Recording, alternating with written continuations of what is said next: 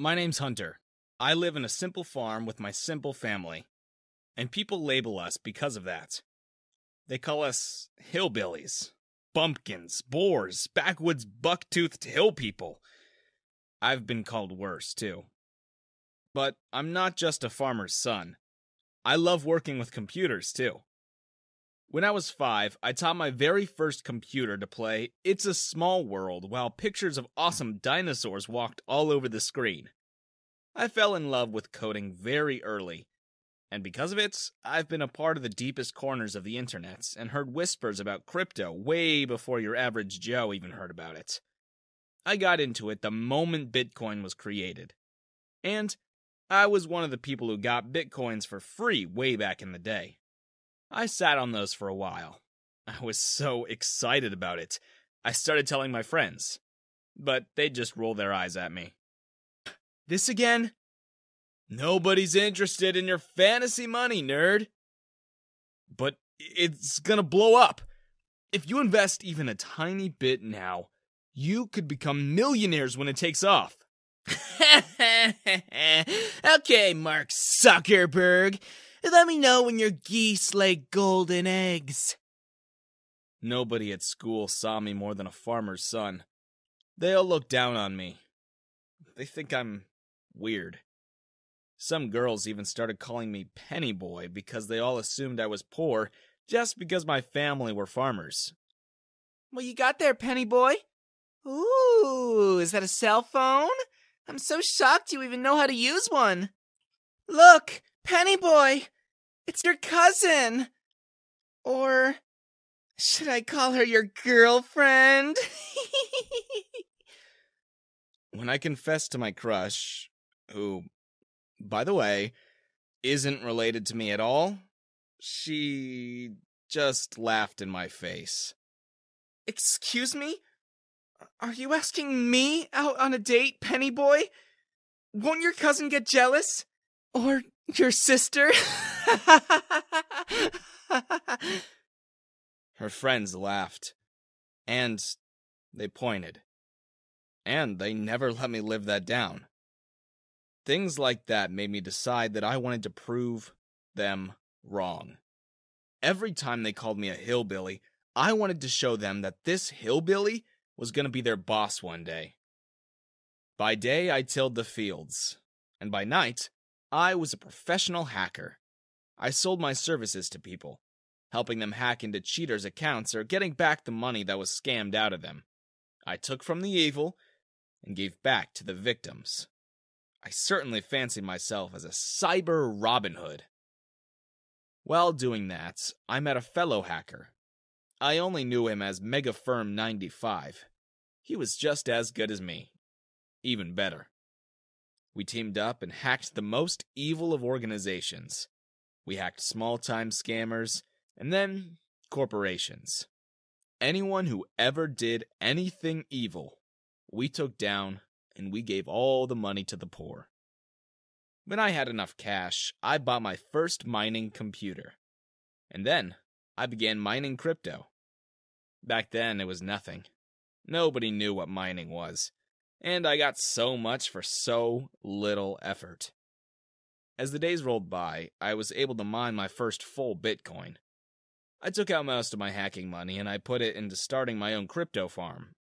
I bought more computers, more GPUs, but MegaFirm95 started getting restless. He was jealous.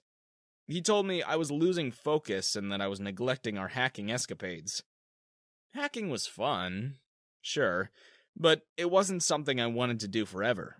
I just wanted to do it so I could buy more computers and farm more crypto.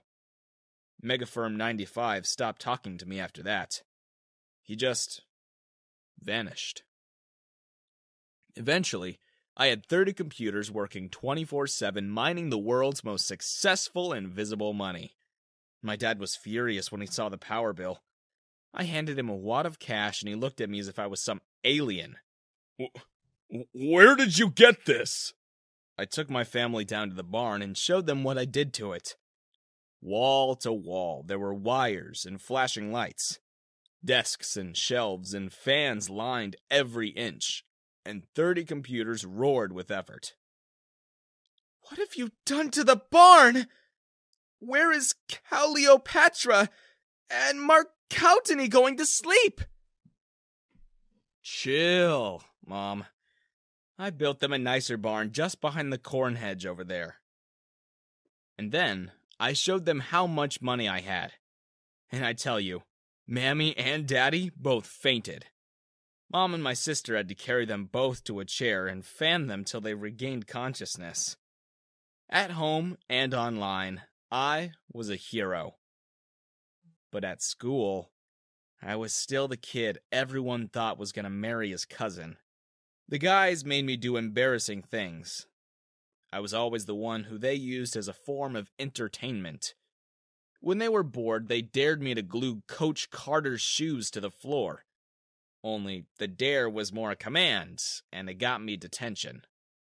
When I refused to do what they wanted, they locked me in the girls' toilets. You should just learn to follow orders, Penny boy! It's good practice, 'cause one day, you're gonna work for us. What they didn't know was that I'd already made enough money to buy the whole school. I could buy their dad's businesses if I wanted. My barn wasn't filled with animals, but was fully kitted out with the latest technologies and 30 computers with GPUs that they could only dream of having, mining crypto 24/7. The farm transformed in a matter of months. Dad didn't have to till the fields manually anymore. I bought him the most expensive tractors and fitted it with everything he'll ever need. I installed automated irrigation systems, and we built a whole tent just for hydroponics. Name any cutting-edge agriculture equipment, and we had it. And on the prettiest hill on the property, I built my parents the farmhouse of my parents' dreams.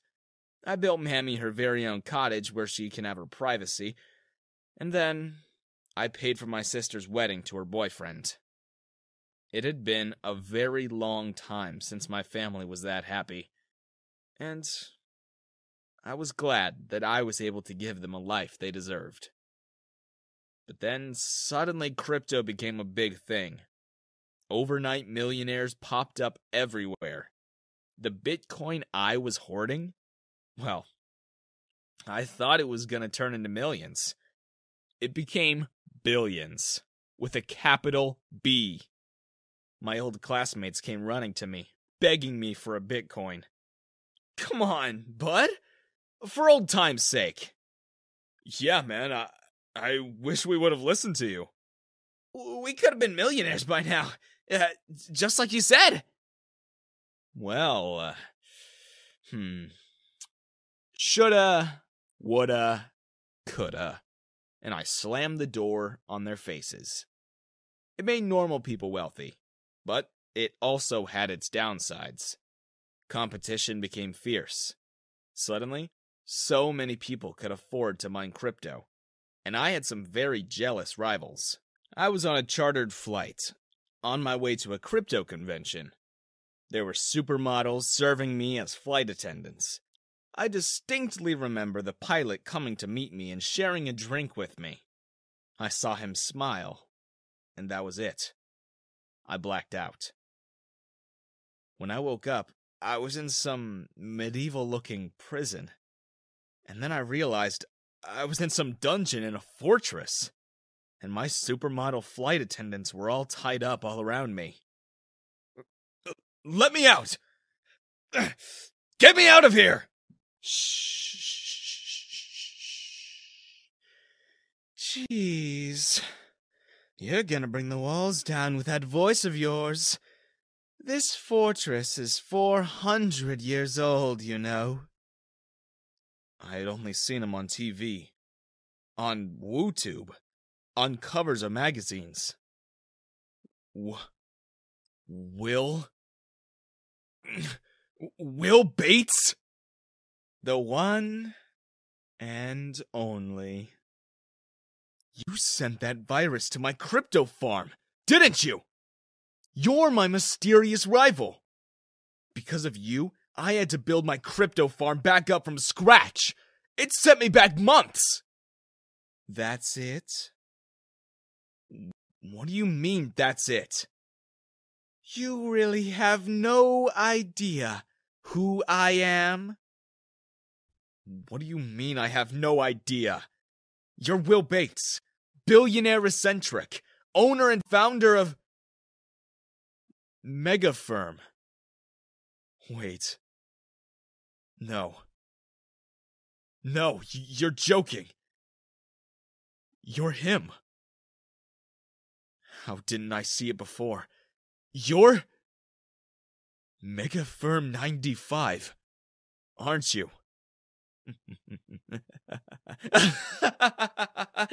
The one and only. Will hacked for fun. He didn't need the money. He was just so good at it that he found it fun to hack people and give their money away. And now, I'm gonna hack your crypto wallet. I'm gonna destroy your crypto farm so we can go back to what we do best. So we can go on hacking adventures again. Wouldn't you just love that, bestie? No! No, please! You can't do this! Will! But Will had already disappeared. I panicked. I didn't want to see all my hard work go to waste. My friends would laugh at me again when they see me fail. My family, the life I wanted to build for them, would be all gone. Does anyone have anything sharp? The flight attendants bowed their heads. But luckily, I remembered this video I watched with a Navy SEAL before. He talked about how to get out when tied up by ropes. I wiggled my arms as violently as I could. It only took 5 minutes. The rope definitely slacked. I slipped my hands out, and with my hands free, I untied my feet.